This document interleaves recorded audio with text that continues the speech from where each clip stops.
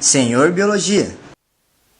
É isso aí, galera, seja muito bem-vindo. Você está no canal do Senhor Biologia. Estamos na terceira aula da correção da prova do Enem. É isso aí. Vamos lá, continuando. Você que está assistindo essa aula aqui, nós já temos duas aulas gravadas que corrigimos as 6 primeiras questões do Enem. Vamos lá, então. Estamos com o caderno azul da prova do Enem de 2015. Vamos lá, então, questão de número 61. Você que não tem a prova, dá uma pausadinha aí, vai lá, busca a prova, imprime, acompanha a correção. Tá aí uma ótima forma de você estudar, ok? Joia! Vamos lá, então. Questão 61.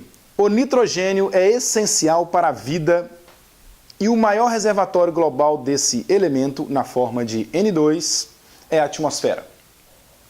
Os principais responsáveis por sua incorporação na matéria orgânica são micro-organismos fixadores de nitrogênio, que ocorrem de forma livre ou simbiontes com plantas.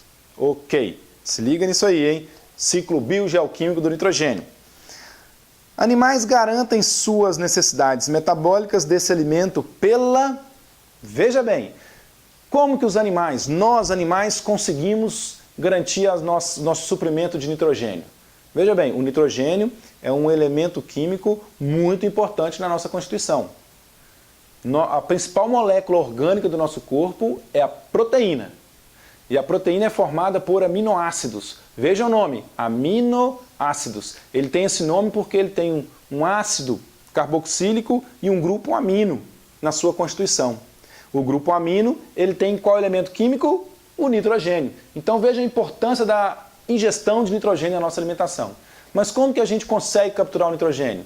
Bom, bactérias e plantas conseguem pegar o nitrogênio do solo, do nitrogênio N2 da atmosfera, converte ele em nitrito, em amônia, nitrito, nitrato. E nós? Como que nós animais conseguimos pegar esse nitrogênio? Tranquilo, né? Estamos falando de cadeia alimentar. É isso aí, cadeia alimentar. A planta conseguiu fixar o nitrogênio foi para ela. O herbívoro comeu a planta, adquiriu o nitrogênio. O carnívoro comeu o herbívoro, adquiriu o nitrogênio. Na cadeia alimentar. Veja o que diz a resposta à questão D.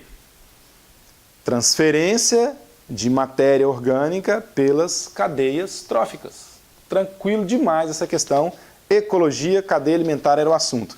Vamos dar um salto lá para frente, buscando a próxima questão de biologia, que é a questão de número 66. É uma questão de genética que trata de aberrações cromossômicas e o examinador que fez essa questão aqui, ele realmente não quis complicar a vida de ninguém, né? Ele foi muito bonzinho. Olha o que diz a historinha. A cariotipagem é um método que analisa as células de um indivíduo para determinar seu padrão cromossômico. Essa técnica consiste na montagem fotográfica em sequência de pares de cromossomos e permite identificar o indivíduo normal, 46XX, que é a mulher, ou 46XY, que é o homem. Ou algumas alterações cromossômicas. A investigação do cariótipo de uma criança do sexo masculino com alterações morfológicas e comprometimento cognitivo verificou que ela apresentava fórmula cariótipa 47XY mais 18. A alteração cromossômica da criança pode ser classificada como... Bom, estamos diante, gente, de uma alteração cromossômica numérica. É a trissomia é a trissomia do 18 que estamos falando aqui, que é a síndrome de Edwards, a trissomia do cromossomo 18. Essa criança apresenta 3 cromossomos 18, por isso que deu 47 aqui. É a síndrome de Edwards, que tem pouquíssima, né, chances de sobrevivência, uma criança com a síndrome de Edwards, tem problemas cardíacos, renais, problemas mentais, realmente é bem complicado. Estamos diante, então, de uma alteração, de uma aberração cromossômica numérica e é do tipo aneuploidia, ok? Que é quando você tem alteração de um cromossomo a mais ou um a menos, essa é a aneuploidia, ok? Seguindo, a questão seguinte da prova azul, questão de número 67. Durante uma expedição, um grupo de estudantes perdeu-se de seu guia. Ao longo do dia em que esse grupo estava perdido, sem água e debaixo de sol, os estudantes passaram a sentir cada vez mais sede. Consequentemente, o sistema excretor desses indivíduos teve um acréscimo em um de seus processos funcionais. Nessa situação, o sistema excretor do estudante, o que vai acontecer com o sistema excretor do estudante? Ele tem água, tem pouquíssima água, não tem água no organismo dele. O organismo dele vai fazer o quê? Vai economizar água. O que ele vai fazer? Economizar água, ok? Fazer xixi é diurese. Então ele vai liberar um hormônio chamado hormônio antidiurético. É um hormônio muito interessante, que é um hormônio produzido lá no hipotálamo, e ele é armazenado na hipófise, na neurohipófise. E a neurohipófise libera ele. A neurohipófise libera só 2 hormônios. Um é o ADH, que é o hormônio antidiurético, e o outro é a oxitocina. Ok? O ADH, ele vai lá nos rins, ele vai promover lá nos túbulos coletores, no túbulo contorcido distal, uma maior reabsorção de água. Então ele vai retirar a água do seu xixi. O seu xixi, então, vai ficar com pouquíssima água. E os outros componentes do xixi? Vai permanecer lá. A ureia, as excretas nitrogenadas, né, de modo geral, tudo que estava sendo jogado fora vai continuar. O que vai diminuir é a água que está lá, porque você tem que segurar o quê? Água. Ok? É isso que vai acontecer naturalmente. Vamos ver o que fala a alternativa?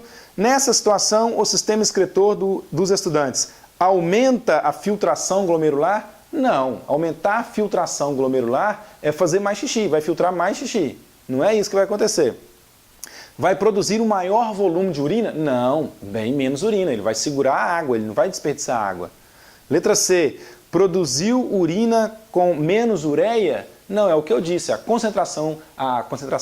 quantidade de ureia que está lá não vai alterar. Vai alterar a concentração, porque vai ter menos água, mas a quantidade de ureia vai ser a mesma, ok? Entendem isso? Atenção por esse ponto. E finalmente, letra D, produziu urina com maior concentração de sais. Sim, produziu uma urina com maior concentração de sais, mas não é porque ele jogou mais sal lá dentro, atenção, é porque ele retirou a água. Então isso leva a uma concentração maior de sais, ok? Por isso é a letra D a resposta certa. Beleza. Vamos à última. Essa questão é muito interessante, é uma questão de gráfico. Questão de gráfico é sempre tranquilo. O aluno que desespera com questão de gráfico é porque ele falta-lhe calma. Tenha calma, reflita sobre a questão, olhe o gráfico com calma, porque normalmente o gráfico te conta a questão, ok? Olha só. Normalmente, as células do organismo humano realizam a respiração aeróbica, na qual o consumo de uma molécula de glicose gera 38 moléculas de ATP. Contudo, em condições anaeróbica, o consumo de uma molécula de glicose pelas células é capaz de gerar apenas 2 moléculas de ATP. Veja bem essas contas.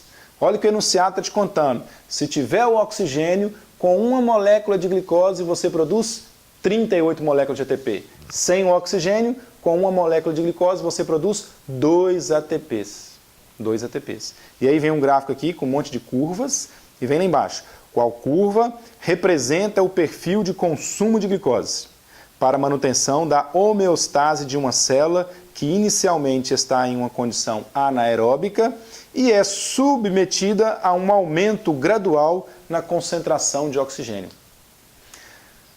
O importante é você entender o seguinte: independente do processo bioquímico de obtenção do ATP, o que interessa é a sua necessidade de ATP no momento. Quanto de ATP você precisa? Essa é a questão que você tem que analisar. Vamos fazer uma conta bem simples. Vamos supor que você esteja precisando de 380 moléculas de ATP.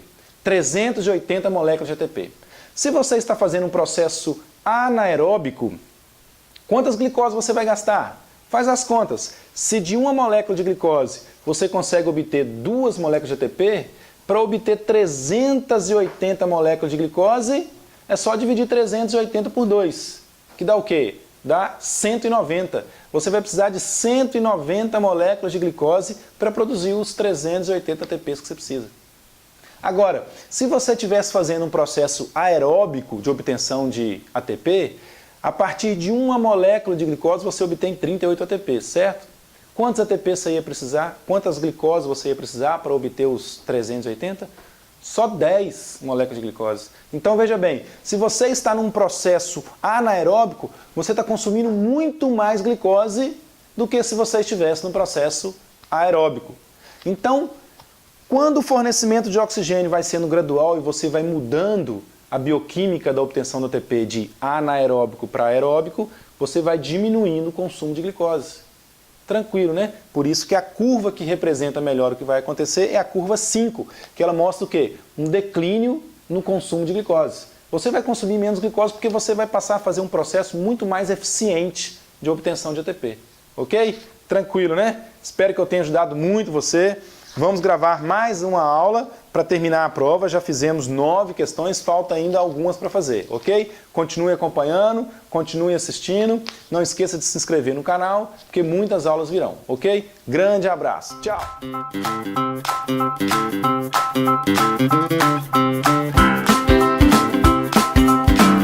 Senhor Biologia.